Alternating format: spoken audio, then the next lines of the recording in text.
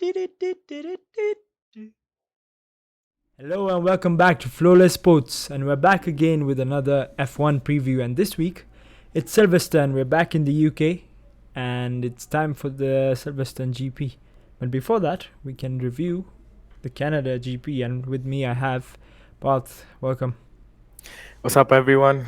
We're back again this week with another F1 preview for the Silverstone race. Yeah, yeah. We've had a 2 week break. We had the Canadian GP previously, which was well, it was quite boring until the end when we Yeah, got quite the eventful towards yeah the end, especially. yeah we had Alonso who started on second.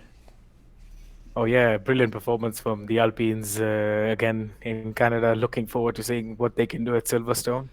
But Yeah, I for guess sure. the main talking point was Carlos and Max battling it out. Well, Yeah, Carlos almost got him, but then Max was vigilant throughout the race and kept him behind. So that was one hell of a race to watch.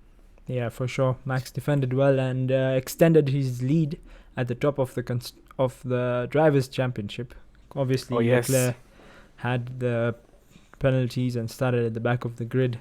So But again, if you look at it, it's smart from Leclerc's point of view because he took the penalty in Canada and now he has two extra power units before he actually has to worry about another one. Whereas Max, we know, has to take one more engine penalty because judging by this year's regulations, the engines, everyone's bound to take penalties because it's a long, long season ahead.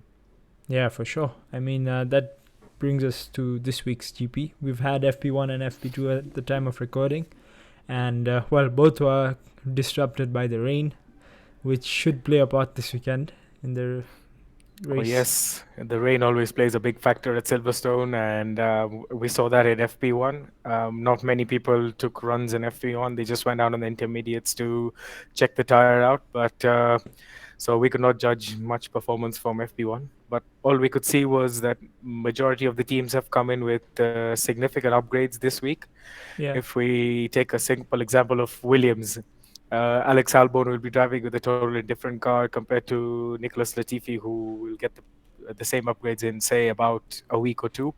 So let's look at how they perform after those upgrades. yeah, for sure. I mean, also we have Mercedes bringing in significant upgrades. They look good after, especially Lewis's podium last week. So Oh, they yes. will look to build on that. Obviously, Lewis, he looked solid in FP1 and FP2 as well, finishing second on both of them. But again, we'll get to know of their true pace in FP3 because George Russell was quite off his pace. yeah, So we'll see. Mr. Consistent George Russell. Yeah. Um, Yes, absolutely. I think we're expecting a eventful weekend. We're expecting all three teams, Ferrari, Mercedes, and Red Bull, to be in the play. Not Mercedes as much for the top spots, but Yeah, they'll be if up there for something sure. if Yeah, something was to happen up ahead during the race, you never know. Mercedes would eventually come into the picture as they always have, and they've just been sitting there, trying to nick as many points as possible from mishaps happening ahead of them. yeah, for sure. Silverstone always gives a good um, return to Mercedes. Obviously, Lewis is home ground, and Russell, so they will Oh, be looking yes. for a strong home performance. It was interesting to see Max get booed by the crowd at Silverstone, but yeah, I mean, it's expected. Come Yeah, next week when we're at Austria, it will be the opposite way. Lewis will be getting the slack from the fans, but yeah, yeah, I think it's part of the game. it's an exciting month ahead. We've got four races this month, sorry. Yeah, I mean that's hectic for them, but exciting for us, and we're not Yes, I'm gonna complain sure. about that for sure. Um, Definitely. let's move on to the predictions and the fantasy picks. So, what do you feel? What are your predictions for the week? For the race, let's start with quali. I think for me, it's more about the Red Bulls again. So I'll go with Le- I'll say Max P1, Okay, Leclerc P2, and Perez P3. okay, And I'll also throw in an Alonso top five again, just to interesting. yeah for the qualies. You have to keep him up in there. And then if we look at the race, I think again it's going to be two Red Bulls on the podium with one Ferrari, either Carlos or Charles, depending on how the races go. Then Yeah, I mean, I have a similar setup, but I feel like Charles will take pole this week with the new engine, obviously, and the new power unit. I think he's Oh always been good yes. this season, or on Saturday especially, and over one lap, the Ferrari has the pace. We've got to take into mind that Silverstone is a fast-flowing track, and almost for majority, like almost half of the track, you're not actually even braking. So Yeah, that way, it's advantageous to Red Bull. But again, the middle sector with all the turns could be advantageous to Ferrari as well. yeah. I mean, you can't. The Ferrari car can't break down within one lap, so I'm sure they'll they'll try to Yes, finish one. I'm sure they'll have a shot in the race as well. For Yeah. a long distance, you never know what they can pull up. Yeah, for sure. And I think, yeah, so I will go for Charles as pole. And for the race, my top three is going to be Charles wins Silverstone with Max followed by Sainz. That's what I feel. I Oh, feel it's a double Ferrari podium. ideally, we'd want a Leclerc win because we want him to close the gap in the Yeah, for championship. Yeah, sure. we don't want Max winning all those So, titles just by so many points yeah, early. for sure. Yeah, It's way too early for him to be. they have to close the gap. Yeah. Obviously, I'm expecting a good performance from Russell, as he has been this whole season.